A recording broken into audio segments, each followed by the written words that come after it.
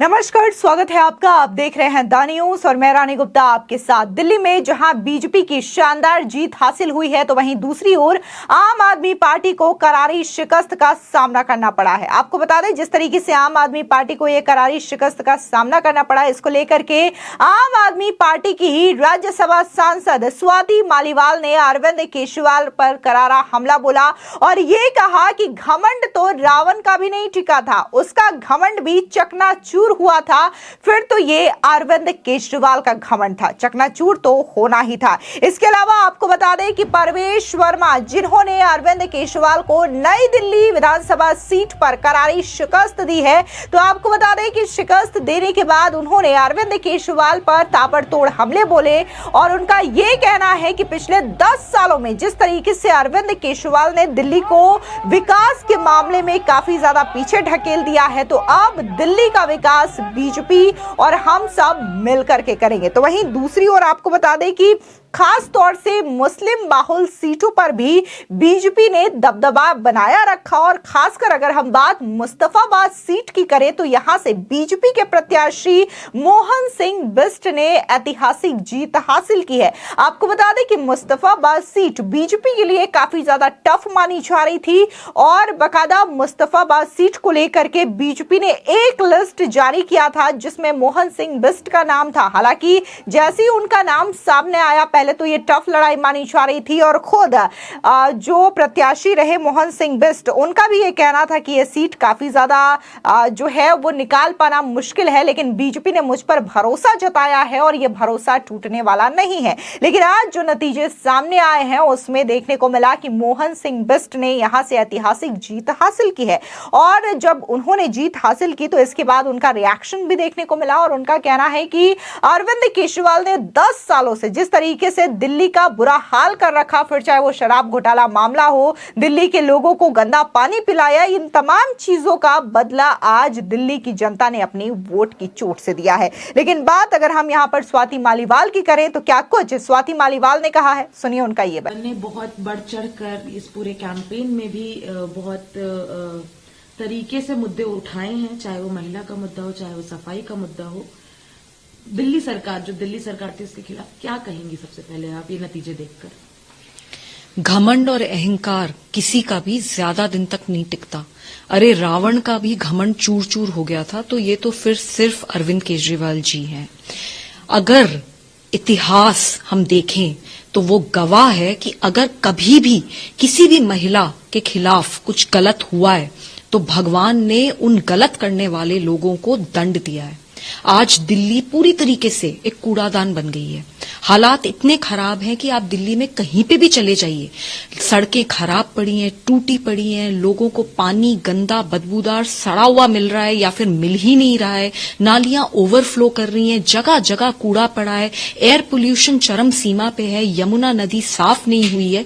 तो लोगों ने इन सब इश्यूज पे त्रस्त होकर आज ये हाल करके दिया है कि अरविंद केजरीवाल जी खुद अपनी सीट हार चुके हैं।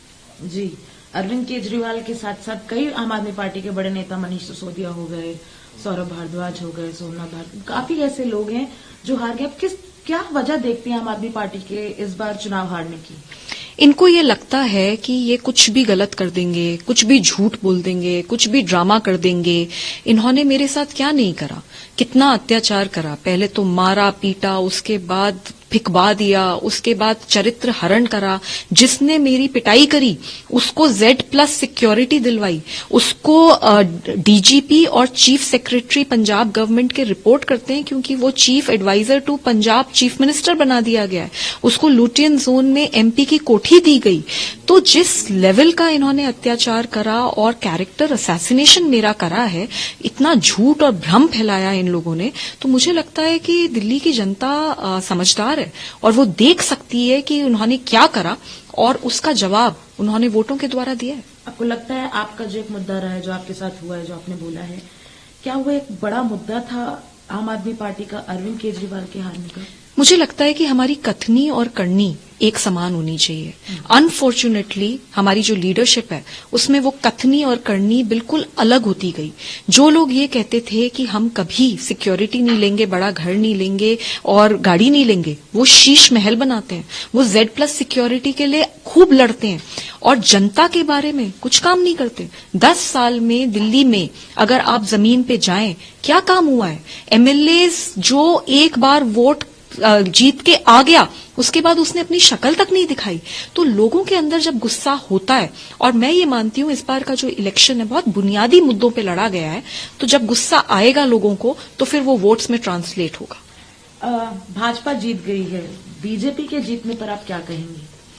मैं भाजपा को बधाई देना चाहती हूं और मैं बस यही कहना चाहूंगी कि लोगों ने बहुत उम्मीदों से उनको वोट दिया है, तो अब वो सारे काम करें जिससे कि वो उन उम्मीदों पे खरे उतरे। एक आखिरी सवाल, आपका एक पोस्ट है द्रौपदी चीरहरण का, वो वायरल भी हो रहा है, उसके ऊपर क्या कहेंगे? जब जब नारी के ऊपर वार हुआ है, भगवान ने उस नारी को बचाया है।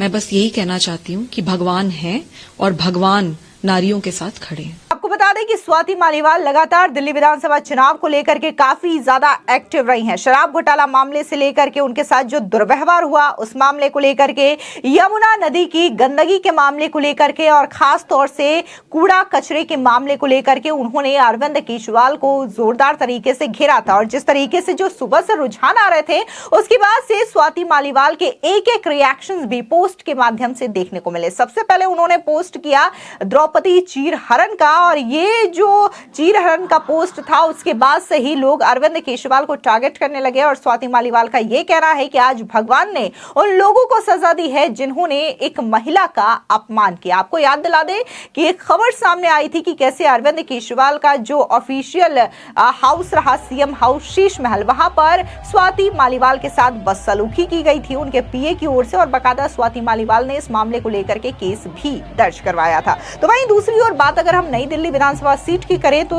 इस सीट पर भी लड़ाई काफी ज्यादा दिलचस्प देखने को मिली। बता दें कि बीजेपी के कैंडिडेट परवेश वर्मा ने अरविंद केजरीवाल को करारी शिकस्त दी है और अरविंद केजरीवाल चुनाव हार गए हैं। ऐसे में चुनाव जीतने के बाद क्या कुछ परवेश वर्मा ने कहा है, सुनिए। धन्यवाद करता हूं कि उन्होंने एक अच्छी सरकार बनाई है। मैं मेरे नई दिल्ली के मतदाताओं का धन्यवाद करता हूं।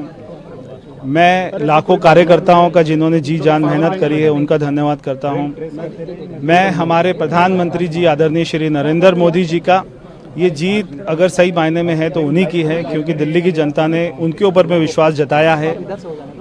हमारे पार्टी के राष्ट्रीय अध्यक्ष आदरणीय श्री JP नड्डा जी का, गृह मंत्री आदरणीय श्री अमित शाह जी का, कि उन्होंने मिलकर ये चुनाव को अपने हाथों में लिया, कमान ली, धुआंधार प्रचार किया, कार्यकर्ताओं का मनोबल बढ़ाया, तो ये सभी की जीत है। परवेश जी, ये बताइए पहली प्राथमिकता क्या होगी? देखिए, हमारी तो पहली प्राथमिकता में यहाँ की महिलाओं को 2500 रुपये का हमने वायदा किया है। हमने सारे करप्शन के ऊपर में SIT का गठन करने की बात करी थी। हमने यमुना रिवर फ्रंट बनाने की बात करी थी। दिल्ली में पॉल्यूशन कम करने की बात करी थी। दिल्ली में ट्रैफिक कंजेशन कम करने की बात की थी। सारी की सारी दिल्ली को अच्छा सुंदर बनाना, दिल्ली को अच्छी राजधानी बनाना, जैसे दुनिया में राजधानी होती हैं वैसा बनाना कि दिल्ली वालों को ऐसी राजधानी पे गर्व हो, ऐसी राजधानी मिलके बनाएंगे। तो सारी हमारी प्राथमिकता है। परवेश, सबसे पहली जो प्राथमिकता है सीएम पद की, अगर दिल्ली की बात करें तो आपका नाम सबसे पहले आ रहा है, क्या कहिए इस पर? देखिए, हम ऐसी पार्टी में काम करते हैं जिसमें पार्टी का विधायक दल तय करता है, उसके बाद में पार्टी की लीडरशिप उस पर अपनी मोहर लगाती है, तो जो पार्टी का निर्णय होगा वो सबको मंजूर होगा। सर, प्रधानमंत्री नरेंद्र मोदी जी की जीत है। हाँ, बोले। मैं सभी दिल्ली वासियों को बहुत बहुत बधाई देता हूं और मैं हृदय से धन्यवाद करता हूं कि उन्होंने इतनी अपार जीत हमें दी है। और इतने लंबे समय के बाद में यहाँ पर भारतीय जनता पार्टी की सरकार बनी है। सबसे खुशी की बात यह है कि जो दिल्ली में सरकार बनेगी वो प्रधानमंत्री जी के साथ में चलकर काम कर पाएगी। हमें उनका 10 साल से साथ नहीं मिल पा रहा था, दिल्ली में कोई काम नहीं हो पा रहा था, मगर ये जो सरकार बन रही है दिल्ली में, ये प्रधानमंत्री जी के विजन को दिल्ली में लेके आएगी। तो मैं प्रधानमंत्री जी का धन्यवाद करता हूं कि उन्होंने अपना समय दिया और मैं ये जीत का श्रेय प्रधानमंत्री नरेंद्र मोदी जी को देता हूँ। प्रवेश जी, आपको इसका भरोसा था कि सर जीतो, क्योंकि टफ सीट आपको मिली थी। कौन होगा आप अब इससे क्या थे? मुख्यमंत्री? आपको इस बात का भरोसा था? मैं दिल्ली की जनता का बहुत बहुत एक बार फिर से धन्यवाद करता हूं मोबाइल हटाओ। और ये जीत ये प्रधानमंत्री नरेंद्र मोदी जी की जीत है। जाहिर तौर पर परवेश वर्मा की ये जो जीत रही वो ऐतिहासिक रही और इसकी वजह से जो जश्न का माहौल है न सिर्फ उनके समर्थकों के बीच में देखने को मिला, उनके परिवार के लोगों के बीच में भी देखने को मिला। जैसे इस बात का अनाउंसमेंट हुआ कि परवेश वर्मा ने अरविंद केजरीवाल को करारी शिकस्त दे दी, उसके बाद से उनके घर के बाहर उनके तमाम जो समर्थक है वो यहाँ पर जुट पड़े और खुद परवेश वर्मा हाथों में तिरंगा लेकर के लहराते हुए दिखाई दिए और उन्होंने अरविंद केजरीवाल पर हमला बोला। तो वहीं दूसरी ओर परवेश वर्मा की पत्नी या फिर उनकी बेटी, उन्होंने भी परवेश वर्मा की जीत को लेकर के क्या कुछ कहा है, सुनिए। और दिल्ली की जनता परेशान हो चुकी थी पिछले 26 सालों से अलग अलग सरकारों से, अब डेवलपमेंट होगा। क्या चाहेंगी वो सीएम बने? तो जब सरकार आज हम जीत गए, इस बात की हमें खुशी है। बहुत खुश हैं हम सब नई दिल्ली के लोगों को तहे दिल से धन्यवाद देना चाहेंगे। उन्होंने हमें समर्थन दिया, अपना आशीर्वाद दिया और एक मौका दिया उनकी सेवा करने का अगले 5 साल के लिए, तो बहुत बहुत खुश हैं। क्या लगता है अब आपके फादर जो है मुख्यमंत्री बनेंगे दिल्ली के? देखिए, अभी तो विधायक होने की बहुत बहुत खुशी है और पार्टी ने आज तक उनके बारे में जो सोचा है, उन्हें जो पद दिया है, जो मौका दिया है, हमने उसे स्वीकारा है, इस बार भी स्वीकारेंगे जो वो देते हैं। फिलहाल दिल्ली का ये चुनाव काफी ज्यादा दिलचस्प रहा, खास तौर से अरविंद केजरीवाल और बीजेपी की ये जो लड़ाई रही उसमें अरविंद केजरीवाल को करारी शिकस्त का सामना करना पड़ा और अब अरविंद केजरीवाल ने भी अपना बयान जारी कर दिया है और उन्होंने बीजेपी को जीत की बधाई दी है और अपनी हार विनम्रता के साथ स्वीकार कर ली है। फिलहाल इस पूरी खबर को लेकर के आपकी क्या राय है, कमेंट सेक्शन में जरूर बताएं। धन्यवाद।